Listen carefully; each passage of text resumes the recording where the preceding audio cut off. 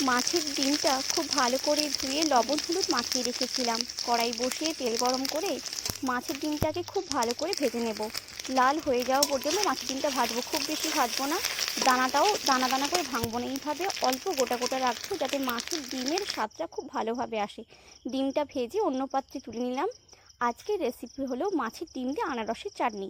গরম তেলের মধ্যে দেবো কেটে রাখা শুকনো লঙ্কা, অল্প পাঁচ ফোড়ন, খুব ভালো করে একটু ভেজে নেব। ওটা ভাজা হলেই দেবো কেটে রাখা আনারসের টুকরো। আনারসের টুকরোগুলো আমি ছোট ছোট করে কেটেছি। প্রত্যেকটা আনারসের চোখ কিন্তু অবশ্যই বাদ দিতে হবে, নাহলে একদমই খেতে ভালো লাগবে না, সেটারে। আনারসটা দিয়ে একটু নাড়িয়ে নিয়ে দেবো পরিমাণ মতো হলুদ এবং লবণ দিয়ে মশলার সঙ্গে আনারসটা একটু কষিয়ে নেব। আনারস করতে এসে দেখলাম যে বাড়িতে চিনি নেই, তাই অল্প বাতাসা দিয়ে পরিমাণ মতো জল দিয়ে খুব ভালো করে ফুটিয়ে নেব যতক্ষণে আনারস সেদ্ধ হয়। দেবো ভেজে রাখা ডিম। চিনির রঙটা হালকা বাদামি হবে, খুব সুন্দর একটা গন্ধ বেরোবে। তৈরি গরম ভাতের শেষ পাতে আনারসের চাটনি মাছের ডিম দিয়ে। খুব সুন্দর একটা রেসিপি, দারুণ খেতে হয়েছিল। তোমরাও এভাবেই বানিয়ে খাও।